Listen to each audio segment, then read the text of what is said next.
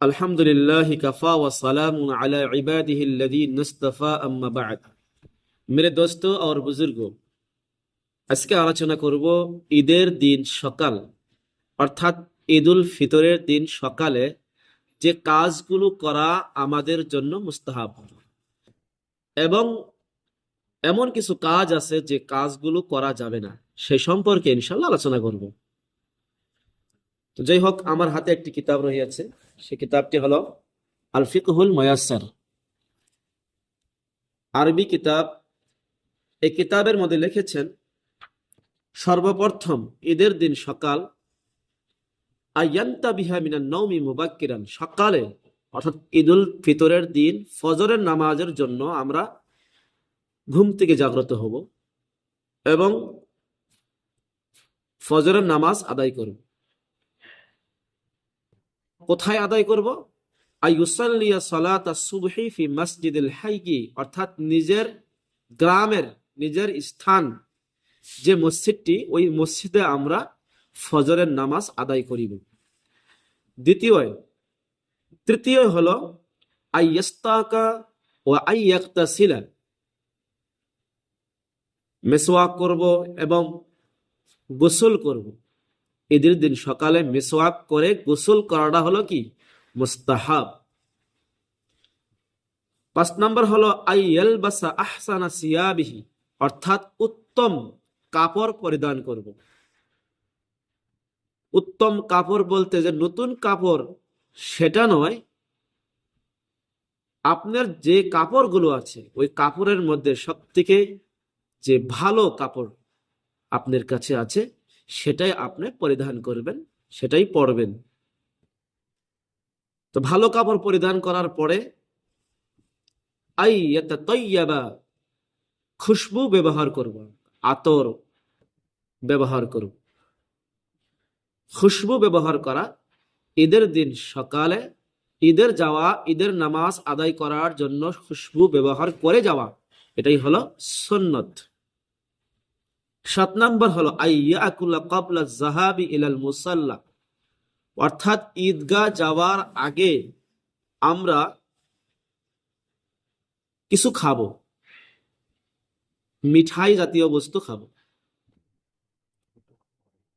8 নম্বর আইয়ুআদ্দিয়া সাদাকাতুল ফিতরি ক্বাবলা যাহাবি ইলাল মুসাল্লা ইযা কানাত সাদাকাতুল ফিতরি ওয়াজিবাতান আলাইহি,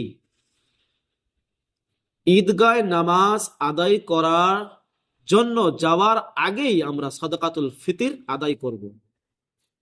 সাদাকাতুল ফিতর এটা আদায় করতে হবে আমাদের ঈদগাহ নামাজ আদায় করার পূর্বেই আদায় করতে হবে, এটাই হলো সুন্নত, নিয়ম। ঈদগাহে যাওয়ার আগেই যেন আমরা সাদাকাতুল ফিতর আমরা আদায় করি, আদায় করে তারপরে ইনশাআল্লাহ সাদাকাতুল ফিতর আদায় করে ঈদগাহে চলে যাব নামাজ পড়ার জন্য। 9 নম্বর হলো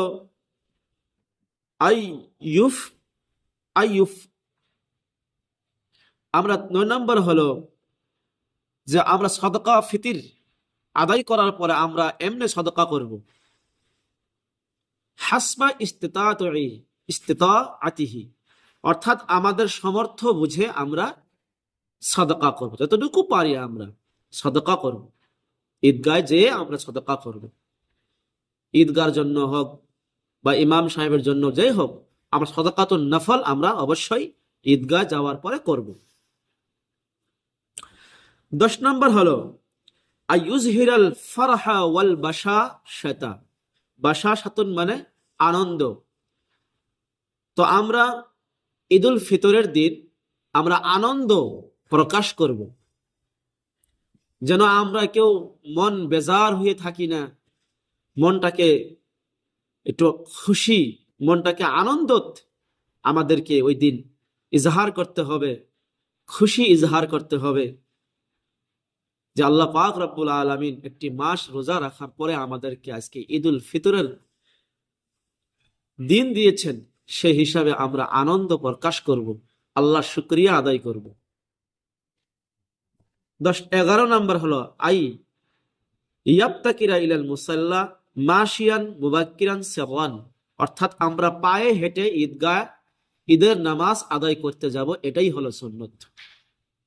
এবং তাকবীর বলতে বলতে যাব, সিররান, আস্তে আস্তে।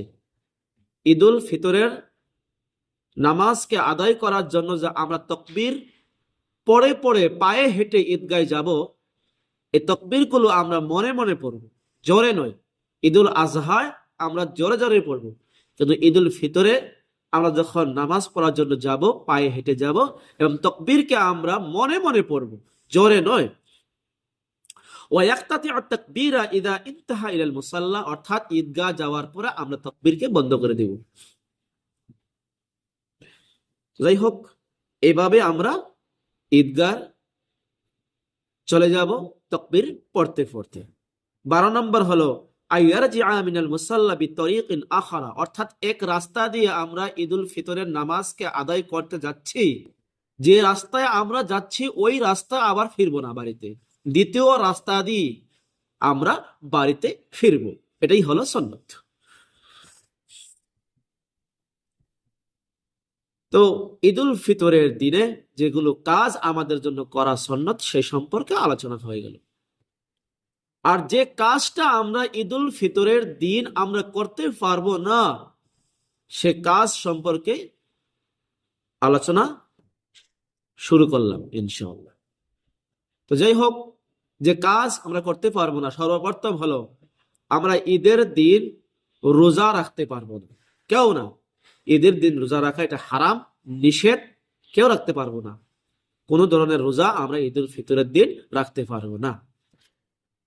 দ্বিতীয় হলো ইউকরাহু তানাফফুলু ক্বাবলা সালাতিল ঈদাইন ফিল বাইতি। ঈদুল ফিতরের নামাজকে আদায় করার পূর্বে আমরা যেন কেউ নিজের বাড়িতে নফল নামাজ না পড়ি। ঈদুল ফিতরের নামাজকে আদায় করার আগে, ঈদের দিন ঈদুল ফিতরের নামাজ আদায় করার আগে নফল নামাজ পড়া যাবে না, নিষেধ। কাযা ইউকরাহু তানাফফুলু ক্বাবলা সালাতিল ঈদাইন ফিল মুসাল্লা। তো তেমনি বা'দা সালাতিল ঈদাইন ফিল মুসাল্লা, অর্থাৎ ঈদুল ফিতরের দিনে ঈদুল ফিতরের বা ঈদুল আজহার নামাজকে আদায় করার পরে ঈদগায় আমরা কেউ নফল নামাজ পড়তে পারবো না, নিষেধ এটা।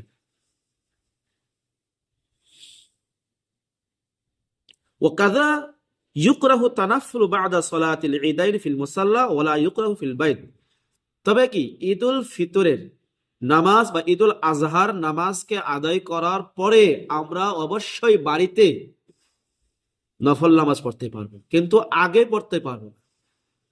কোত্থেকে কিছু মহিলারা যে বাড়িতে নফল নামাজ পড়ে ঈদের দিন, তাদেরকে এটা জানতে হবে যে ঈদুল ফিতরের দিন বা ঈদুল আজহার দিনকে ঈদগায় যতক্ষণ পর্যন্ত ঈদের সালাত আদায় হচ্ছে না, ততক্ষণ পর্যন্ত কোনো মহিলারাও তার বাড়িতে নফল নামাজ পড়তে পারবে না। ঈদগার নামাজ শেষ হয়ে যাওয়ার পরে অবশ্যই নফল নামাজ পড়তে পারবে। আর এটার সওয়াব অবশ্যই পুরুষরা যেমন ঈদগায় যে ঈদুল ফিতরের সালাতকে আদায় করেছে বা ঈদুল আজহার সালাতকে আদায় করে তারা যে সওয়াবের অংশগ্রহণ করেছেন, অবশ্যই কোনো মহিলারা যখন ঈদুল ফিতরের দিনকে ঈদুল ফিতরের নামাজ ঈদগায় আদায় হয়ে যাওয়ার পরে বাড়িতে নামাজ পড়িবে, 2 রাকাত অথবা 4 রাকাত নফল নামাজ পড়বে, অবশ্যই তারা ঈদুল ফিতরের বা ঈদুল আজহার নামাজের মতো তারা সওয়াব অর্জন অবশ্যই করতে পারবে। আল্লাহ পাক আমাদের সবাইকে কবুল করুন, আমিন।